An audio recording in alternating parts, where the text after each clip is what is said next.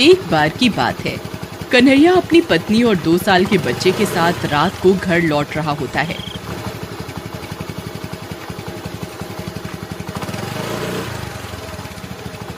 तभी रास्ते में कुछ गुंडे लूटपाट के इरादे से सड़क पर तेल डाल देते हैं ताकि कोई स्कूटर बाइक वाला वहां से गुजरे तो वह स्लिप हो जाए और जल्दी से जाकर पेड़ के पीछे छिप जाते हैं। तभी कन्हैया उस रास्ते से गुजरता है और उसका स्कूटर सड़क पर तेल गिरा होने की वजह से स्लिप हो जाता है।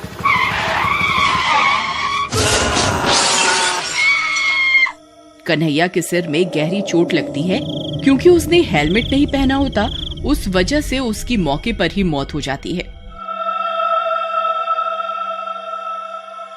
लेकिन उसकी पत्नी और बच्चा किसी तरह सही सलामत बच जाते हैं। अरे चलो चलो जल्दी चलो, देखो एक शिकार हमारे जाल में फंस गया है। फिर वे सारे गुंडे वहां पहुंच जाते हैं और कन्हैया की जेब की तलाशी लेनी शुरू कर देते हैं। अरे सरदार, इनकी जेब में तो सिर्फ 500 रुपए है। इतने पैसों का तो हमने सड़क पर तेल ही गिरा दिया। आज तो नुकसान हो गया सरदार, अब क्या करें? भगवान के लिए हमें छोड़ दो, हमें जाने दो। कालिया एक काम करो, इसका बच्चा छीन लो, हम इसे शहर में किसी को बेचकर खूब मुनाफा कमाएंगे। फिर वह संगीता से उसका बच्चा छीन लेते हैं। संगीता खूब कोशिश करती है लेकिन वे गुंडे उसका बच्चा छीनकर वहां से भाग जाते हैं। वह उनका बहुत देर तक पीछा करती है लेकिन वहां गुंडों का कोई नामो निशान नहीं मिलता। फिर संगीता अपने पति की मौत और बच्चे की जुदाई सहन नहीं कर पाती और वहीं पास की पहाड़ी से कूदकर खुद की जान दे देती है। फिर कुछ दिनों के बाद रोहन अपनी पत्नी जो प्रेग्नेंट होती है उसी रास्ते से गुजर रहा होता है।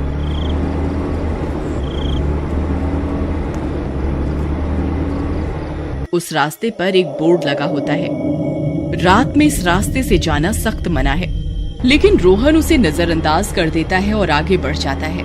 तभी उनकी गाड़ी का टायर फट जाता है। अरे ये क्या, लगता है गाड़ी का टायर फट गया है। ये तो बहुत ही बड़ी गड़बड़ हो गई। मेरे पास तो दूसरा टायर भी नहीं है, अब क्या करूं? अरे अरे जल्दी कुछ कीजिए ना, मेरा दर्द बढ़ता ही जा रहा है, मुझसे और बर्दाश्त नहीं होता, जल्दी कीजिए ना। सीमा, मेरे पास दूसरा टायर नहीं है, हॉस्पिटल पास में ही है, चलो हम पैदल ही चलते हैं। फिर वे दोनों सुनसान रास्ते में पैदल चलने लगते हैं।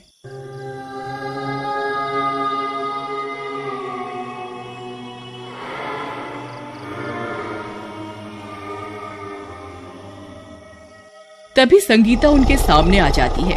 वह अब एक चुड़ैल बन चुकी होती है और अपने खोए हुए बच्चे की तलाश में इधर उधर भटक रही होती है।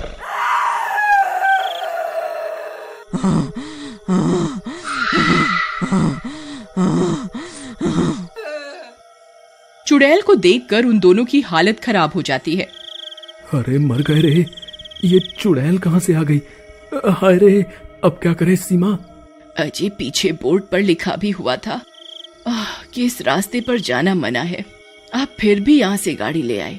तभी उस चुड़ैल की नजर सीमा पर पड़ती है। उसे प्रेग्नेंट देखकर उसे अपने बच्चे की याद आ जाती है। बच्चा, बच्चा, मेरा बच्चा,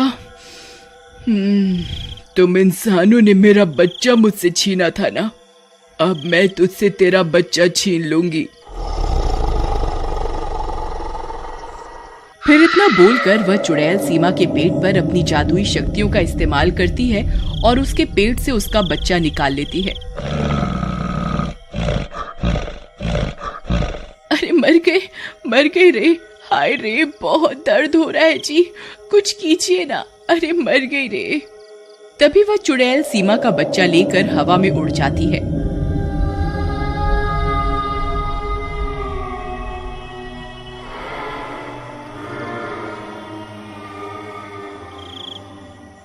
सीमा वहीं बेहोश हो जाती है।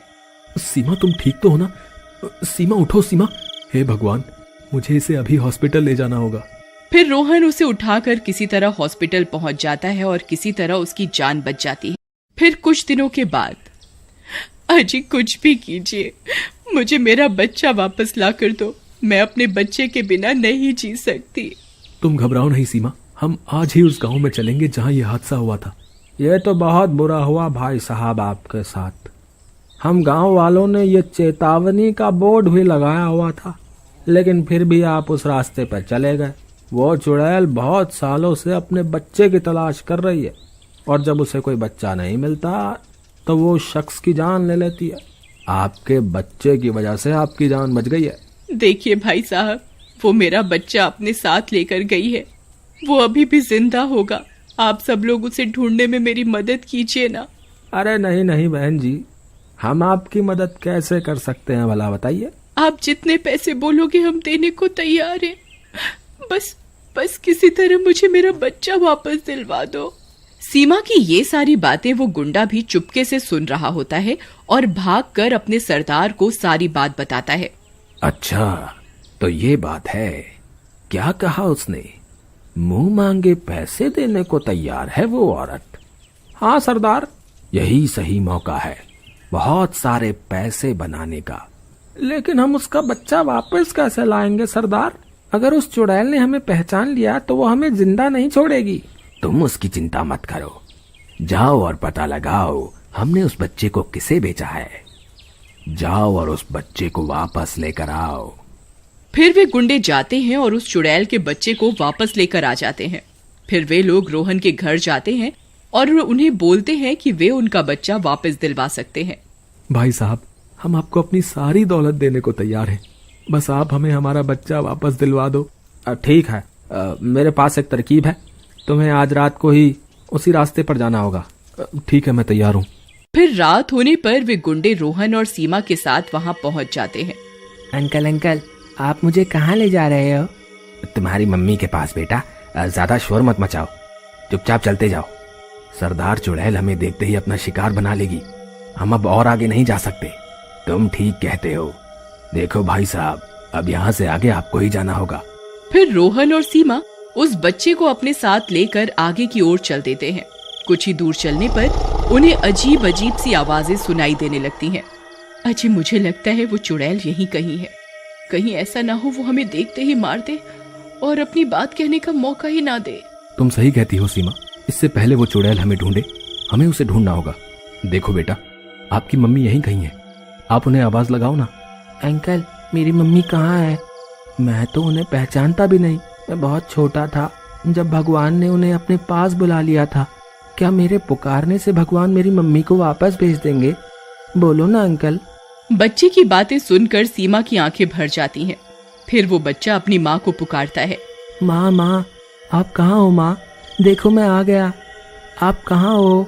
उस बच्चे की आवाज सुनकर वो चुड़ैल वहाँ पहुँच जाती है।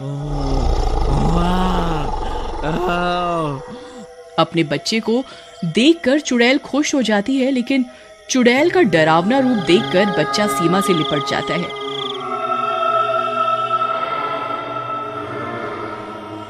डरो नहीं बेटा, मैं तुम्हें नुकसान नहीं पहुंचाऊंगी। तुम मेरे बेटे हो। चुड़ैल जी, मैं भी एक माँ हूँ। जिस तरह आप अपने बच्चे के लिए तड़प रही हो, उसी तरह मैं भी अपने बच्चे के लिए तड़प रही हूँ। कृपा करके मेरा बच्चा वापस कर दीजिए। मुझे माफ कर दो। मैं अपने बच्चे की तड़प में अंधी हो गई थी और मासूम लोगों की जान ले रही थी, लेकिन बस अब और नहीं। आओ मेरे साथ, मैं तुम्हें तुम्हारे बच्चे से मिलवाती हूँ। फिर चुड़ैल उन्हें एक गुफा में लेकर जाती है, जहाँ उनका बच्चा उन्हें मिल जाता है। अपना बच्चा पाकर सुमन खुशी से फूली नहीं समाती, लेकिन वह बच्चा उदास होकर पीछे खड़ा हो जाता है। चुड़ैल अपने उदास बच्चे को देखकर दुखी हो जाती है। उसे पता होता है कि वो अब अपने बच्चे की देखभाल नहीं कर सकती, क्योंकि वो इस दुनिया को अलविदा कह चुकी है। चुड़ैल जी, आप फिक्र मत कीजिए। आज से आपके बच्चे की मैं देखभाल करूंगी। आज से ये भी मेरा बच्चा है। मैं अपनी जान से भी ज्यादा प्यार करूंगी इसे। ये सब सुनकर चुड़ैल खुश हो जाती है। तुम्हारा बहुत बहुत शुक्रिया। अब मेरी भटकती आत्मा को शांति मिल सकेगी। फिर इतना बोलकर वह चुड़ैल हमेशा हमेशा के लिए चली जाती है और सीमा रोहन अपने दोनों बच्चों के साथ खुशी खुशी रहने लगते।